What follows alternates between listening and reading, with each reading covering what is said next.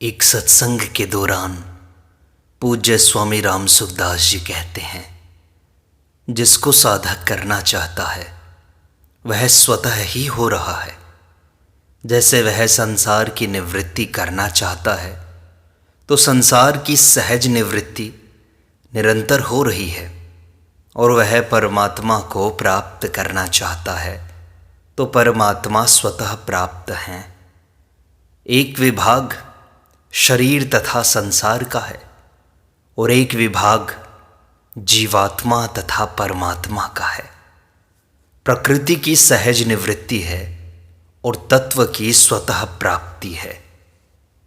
प्रकृति में निरंतर परिवर्तन रूप क्रिया हो रही है। वह किसी भी अवस्था में अक्रिय नहीं रहती। प्रवृत्ति और निवृत्ति अथवा सर्ग महासर्ग और प्रलय महाप्रलय दोनों ही अवस्थाओं में प्रकृति की क्रियाशीलता ज्यों की त्यों रहती है। अतः उसकी प्रतीति तो होती है पर प्राप्ति नहीं होती। तात्पर्य है कि अपना शरीर तथा स्त्री, पुत्र, धन, जमीन, मकान आदि पहले भी हमारे साथ नहीं थे, बाद में भी हमारे साथ नहीं रहेंगे तथा अभी भी निरंतर हमारे से बिछुड़ रहे हैं। परंतु तत्व की स्वतः प्राप्ति है, क्योंकि वह कभी भी हमारे से बिछुड़ता नहीं। जैसे यह सबका अनुभव है कि बचपन में हमारा शरीर जैसा था वैसा अब नहीं है, सर्वथा बिछुड़ गया और अब भी निरंतर बिछुड़ रहा है। परंतु हम स्वयं वही हैं जो कि बचपन में थे। अतः जो निरंतर बिछुड़ रहा है वह असत है तथा उसकी सहज निवृत्ति है, और जो वही है कभी बिछुड़ता नहीं वह सत है तथा उसकी स्वतः प्राप्ति है। असत की सहज निवृत्ति है, अर्थात उसकी निवृत्ति करनी नहीं पड़ती, अपितु वह स्वतः निरंतर निवृत्त हो रहा है। यह सहज निवृत्ति स्वतः सिद्ध है। इस सहज निवृत्ति का कभी अभाव होता ही नहीं, इसमें कभी बाधा पड़ती ही नहीं, इसमें कभी विश्राम होता ही नहीं। जैसे पृथ्वी अपनी धुरी पर निरंतर घूम रही है, ऐसे ही देखने, सुनने, समझने में जो संसार आता है उसकी निरंतर निवृत्ति हो रही है। संसार मात्र निरंतर अभाव में जा रहा है, चाहे उत्पत्ति, स्थिति और प्रलय हो, चाहे जन्म, जीवन और मरण हो, चाहे बालक, जवान और वृद्धावस्था हो, सहज निवृत्ति ज्यों की त्यों है। घोर से घोर प्रवृत्ति में भी सहज निवृत्ति ज्यों की त्यों है, उसका भान चाहे न हो। सत की स्वतः प्राप्ति है। सत कभी अप्राप्त हुआ ही नहीं, परमात्मा हमसे कभी बिछुड़े ही नहीं और अप्राप्त है ही नहीं, अप्राप्त होगा ही नहीं, अप्राप्त होना संभव ही नहीं। वह सब देश, काल, वस्तु, व्यक्ति, अवस्था, परिस्थिति, घटना आदि में ज्यों का त्यों परिपूर्ण रहता है। सत की प्राप्ति स्वतः सिद्ध है, करनी नहीं पड़ती। पापी से पापी, अज्ञानी से अज्ञानी मनुष्य हो अथवा पुण्यात्मा, तत्वज्ञ, जीवन मुक्त, भगवत प्रेमी महापुरुष हो, सत तत्व किसी को भी अप्राप्त नहीं है। फर्क केवल इतना है कि अज्ञानी उसका अनुभव नहीं कर पाता और ज्ञानी उसका अनुभव सदैव करता है। प्राप्त को अप्राप्त और अप्राप्त को प्राप्त मान लिया। इस भूल के कारण ही स्वतः प्राप्त का अनुभव नहीं होता। जिसकी निरंतर सहज निवृत्ति है उसका सुख लोलुपता पूर्वक आकर्षण ही स्वतः प्राप्त के अनुभव में खास बाधक है। आकर्षण का कारण है असत की सत्ता और महत्ता जो कि हमारी दी हुई है। अगर हम असत को सत्ता और महत्ता न दें तो उसकी ताकत नहीं है कि वह हमारे को अपनी तरफ आकर्षित कर सके। जैसे पहले भोगे हुए भोग की याद आती है तो एक सुख का अनुभव होता है, और दुख की याद आती है तो दुख का अनुभव होता है। सुख दुख का वह भोग अभी नहीं है, उसका वर्तमान में सर्वथा अभाव है, फिर भी उसके चिंतन मात्र से सुख अथवा दुख मिलता है। इससे सिद्ध हुआ कि हमने उसको सत्ता और महत्ता दी है जो कि अभाव रूप है। अगर सत्ता और महत्ता न देते तो जिसका वर्तमान में अभाव है उसका भूतकाल के चिंतन से सुख अथवा दुख नहीं होता। जैसे भूतकाल की वस्तु वर्तमान में अप्राप्त है, ऐसे ही वर्तमान में मिली हुई वस्तु भी अप्राप्त है। मिली हुई वस्तु निरंतर बिछुड़ रही है। जैसे भूतकाल की वस्तु याद आई और भूल गई, ऐसे ही वर्तमान की वस्तु मिल गई और बिछुड़ गई। दोनों में क्या फर्क हुआ? उसकी प्राप्ति सिद्ध नहीं होती, अपितु निवृत्ति ही सिद्ध होती है। यह नियम है कि जो किसी भी जगह अप्राप्त है वह सभी जगह अप्राप्त है। जो किसी भी समय अप्राप्त है वह सदा ही अप्राप्त है। जो किसी भी वस्तु में अप्राप्त है वह सभी वस्तुओं में अप्राप्त है। जो किसी भी मनुष्य को अप्राप्त है वह सभी मनुष्यों को अप्राप्त है।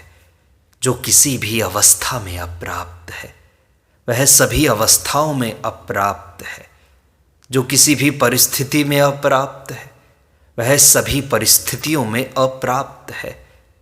तात्पर्य है कि जो किसी भी देश काल वस्तु व्यक्ति अवस्था परिस्थिति आदि में अप्राप्त है वह कहीं भी प्राप्त नहीं है, क्योंकि मिला हुआ निरंतर बिछुड़ रहा है।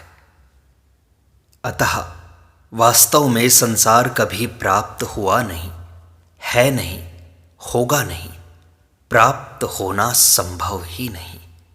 जिसकी निरंतर सहज निवृत्ति है उसकी प्राप्ति हो ही कैसे सकती है? संसार में राग होने के कारण ही सहज निवृत्ति में भी प्रवृत्ति दिखाई देती है। अप्राप्त भी प्राप्त दिखाई देता है। जैसे हमारी उम्र प्रतिक्षण नष्ट हो रही है, शरीर प्रतिक्षण मर रहा है, परंतु असत में राग होने के कारण हमें दिखाई देता है कि हम तो जी रहे हैं, शरीर तो जी रहा है।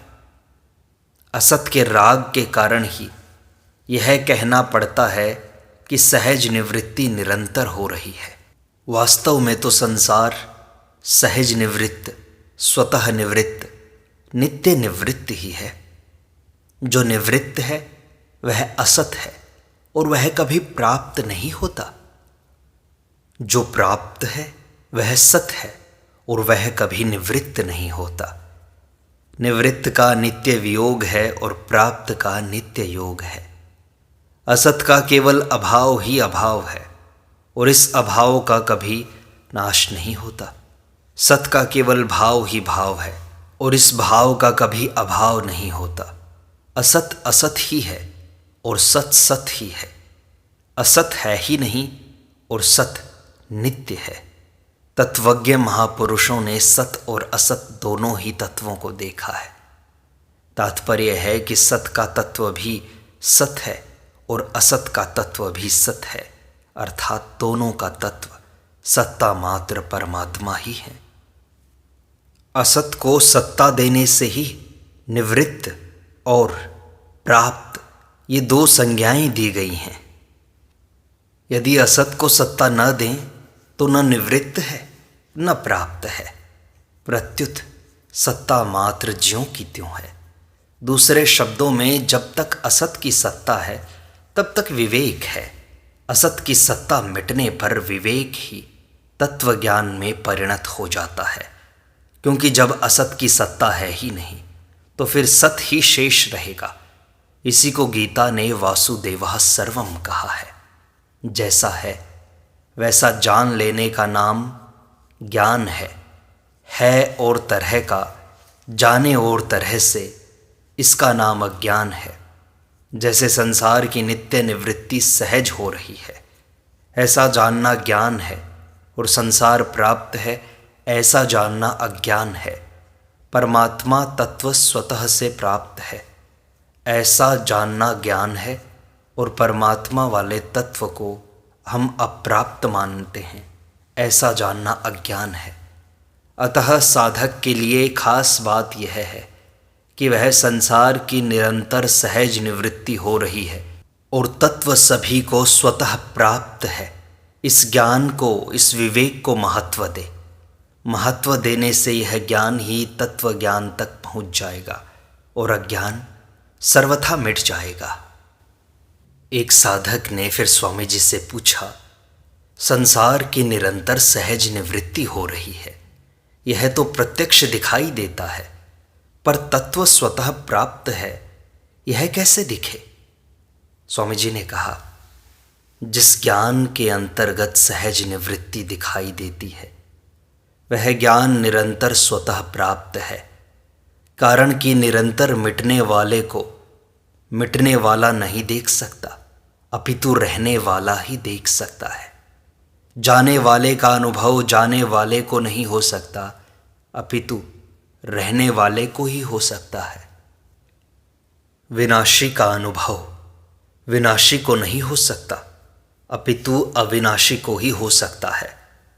बदलने वाले को बदलने वाला नहीं जान सकता, अपितु न बदलने वाला ही जान सकता है।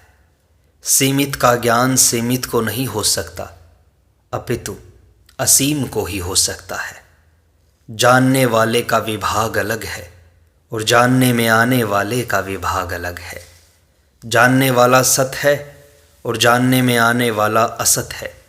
न बदलने वाला सत है और न बदलने वाला असत है। अतः जिससे सहज निवृत्ति दिखाई देती है, वही स्वतः प्राप्त है और वही हमारा स्वरूप है। संसार में तरह तरह की क्रियाएं हो रही हैं, व्यवहार हो रहा है, परिवर्तन हो रहा है, पर वह सब जिसके अंतर्गत हो रहा है, उस है में, परमात्म तत्व में क्रिया व्यवहार परिवर्तन आदि कुछ नहीं है। वह नित्य सत्ता ज्यों की त्यों है। कोई जन्म रहा है, कोई मर रहा है, कोई आ रहा है, कोई जा रहा है, कोई हंस रहा है, कोई रो रहा है, कोई सुखी है, कोई दुखी है, कोई क्रुद्ध है, कोई शांत है, कोई भोग में लगा है, कोई योग में लगा है, कोई बोल रहा है, कोई चुप है, कोई जाग रहा है, कोई सो रहा है, परंतु इन सब में एक ही सत्ता समान रूप से ज्यों की त्यों परिपूर्ण है। उस सत्ता में कभी किंचित भी कोई फर्क नहीं पड़ता। अतः मर्यादा पूर्वक सब व्यवहार करते हुए भी साधक की दृष्टि उस समरूप सत्ता पर ही रहनी चाहिए। यह नित्य सत्ता ही कर्मयोग की दृष्टि से अकर्म है, ज्ञान योग की दृष्टि से आत्मा है और भक्ति योग की दृष्टि से भगवान है। इसलिए कर्मयोगी कर्म में अकर्म को तथा अकर्म में कर्म को देखता है। कर्मण्यकर्म यः पश्येद अकर्मणि च कर्म यः। ज्ञान योगी संपूर्ण प्राणियों में आत्मा की तथा आत्मा में संपूर्ण प्राणियों की सत्ता को देखता है। सर्वभूतस्थमात्मानम सर्वभूतानि चात्मनि। भक्ति योगी सब में भगवान को तथा भगवान में सबको देखता है। यो माम पश्यति सर्वत्र सर्वम च मयि पश्यति। तात्पर्य है कि कर्मयोगी संपूर्ण कर्मों में एक अकर्म तथा कर्मों के साथ संबंध का अभाव अर्थात निर्लिप्तता उसको देखता है, अनुभव करता है। ज्ञान योगी संपूर्ण प्राणियों में एक आत्मा को ही देखता है और भक्ति योगी सब में एक भगवान को ही देखता है। कर्म योगी कर्म और कर्म फल के साथ संबंध न रखकर केवल दूसरों के हित के लिए सब कर्म करता है। अतः उसको कर्मों के साथ संबंध के अभाव का अर्थात निर्लिप्तता का अनुभव हो जाता है। जैसे मन में कभी हरिद्वार का चिंतन होता है, कभी कलकत्ते का चिंतन होता है, और मन में वहाँ की अलग अलग वस्तुएं, प्राणी आदि दिखाई देने लगते हैं, तो वह सब कुछ मन ही बना हुआ है। मनोराज्य में एक मन के सिवाय किसी भी प्राणी पदार्थ की सत्ता नहीं है। ऐसे ही ज्ञान योगी की दृष्टि में एक आत्मा के सिवाय और किसी की भी स्वतंत्र सत्ता नहीं रहती। जैसे ब्रह्मा जी ने ग्वाल बालों को और बछड़ों को चुरा लिया है, तो भगवान श्री कृष्ण ही ग्वाल बाल बछड़े आदि अनेक रूपों में हो गए। भगवान की इस लीला का पता किसी को भी नहीं लगा। एक दिन गायों का अपने बछड़ों के प्रति और गोपों का अपने बालकों के प्रति अपूर्व स्नेह देखकर बलदेव जी को शंका हुई, तो उन्होंने देखा कि एक भगवान श्री कृष्ण ही बछड़ों और ग्वाल बालों के रूप में बने हुए हैं। ऐसे ही भक्ति योगी सब रूपों में भगवान को ही देखता है, अर्थात उसकी दृष्टि में एकमात्र भगवान के सिवाय और किसी की सत्ता नहीं है। चाहे अकर्म कहें, चाहे आत्मा कहें, और चाहे भगवान कह लें, तत्व से तीनों एक ही हैं। उस चिन्मय सत्ता की तरफ दृष्टि, लक्ष्य चली जाए, यही उसकी प्राप्ति है।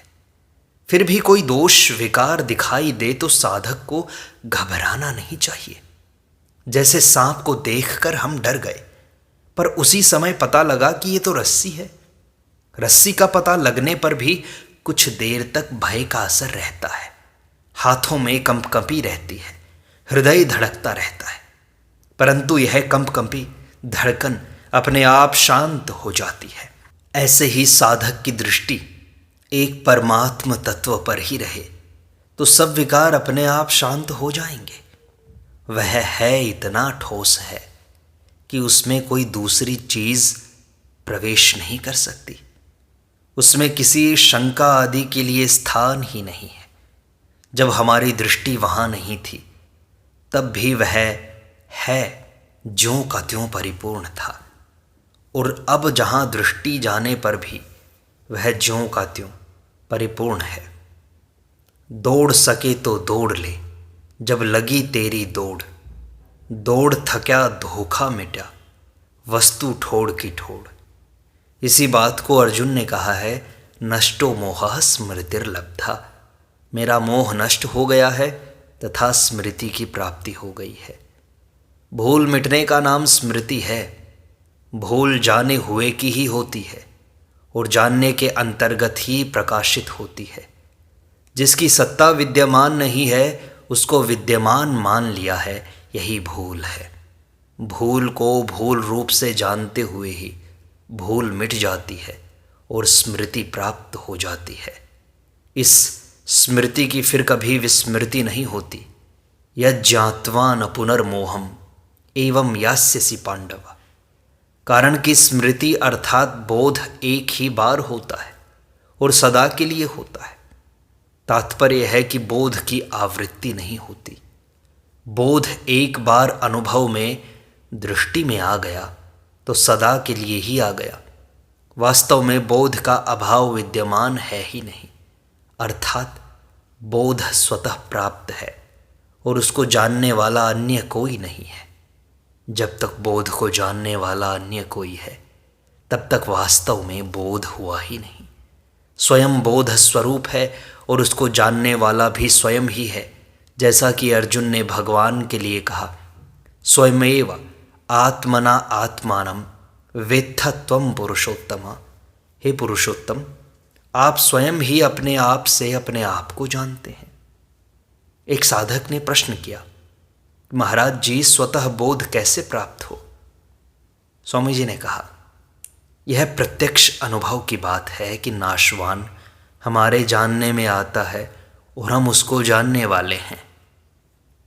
विकार हमारे जानने में आते हैं और हम उनको जानने वाले हैं। देश काल वस्तु व्यक्ति अवस्था परिस्थिति घटना आदि सबका स्वभाव हमारे जानने में आता है, पर अपना स्वयं का अभाव कभी हमारे जानने में नहीं आता। जो जानने में आता है वह हमारे से अलग है और जो जानता है वह हमारा स्वरूप है।